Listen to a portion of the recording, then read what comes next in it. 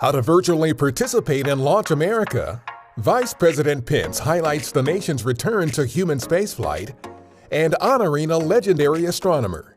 A few of the stories to tell you about this week at NASA. On May 20th, astronauts Bob Behnken and Doug Hurley arrived at our Kennedy Space Center in Florida ahead of their launch on NASA's SpaceX Demo 2 test flight to the International Space Station. 2 days later, the mission got the formal go-ahead for a May 27th launch attempt at a flight readiness review. The mission, targeted for launch from Kennedy's historic Launch Complex 39A, is being celebrated as Launch America, marking the first human spaceflight from the U.S. since the end of the Space Shuttle era. I happen to have been one of the 4 astronauts that landed here almost 9 years ago in T-38s on the 4th of July of 2011 to close out the Space Shuttle program.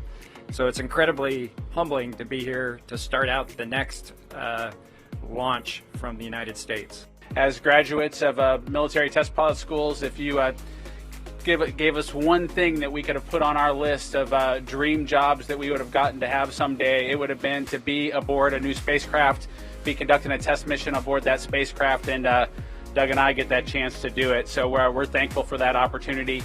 While pre-launch and launch day activities are not open to the public due to social distancing concerns, NASA invites you to virtually participate in this historic milestone. In addition to continuous launch day to docking day coverage on NASA television, virtual activities include a NASA social as well as activities across our social media channels, including YouTube, Twitter, Facebook, Instagram, and LinkedIn. For more about how to virtually participate, go to nasa.gov/beourguest. Welcome to the Launch America edition of the National Space Council. On May 19th, Vice President Mike Pence convened the 7th meeting of the National Space Council at our headquarters in Washington, D.C. Our Administrator Jim Bridenstine, as well as astronauts Bob Behnken and Doug Hurley, joined the event via live web streams to highlight NASA's SpaceX Demo 2 mission to the space station. On May 20th, we announced that the Wide Field Infrared Survey Telescope currently under development has been named in honor of the late Nancy Grace Roman, NASA's first chief astronomer. The telescope is targeted for launch in the mid-2020s to investigate long-standing astronomical mysteries and to search for distant planets beyond our solar system. NASA received 4 2020 Webby Awards and 4 People's Voice Awards highlighting the agency's diverse online offerings. We received an agency record 12 nominations this year. The Webby Awards are presented by the International Academy of Digital Arts and Sciences.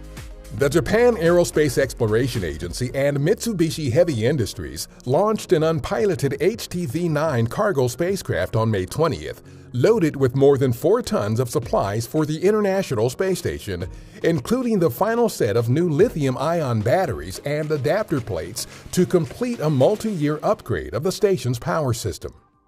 Annie Glenn, wife of late NASA astronaut and U.S. Senator John Glenn, died this week at age 100. A NASA statement praised Annie Glenn as a stalwart member of the space and military communities whose courageous support of her legendary husband was unmatched. The statement also noted her lifelong public service on behalf of children, the elderly, and the disabled. That's what's up this week at NASA. For more on these and other stories, follow us on the web at nasa.gov/twan.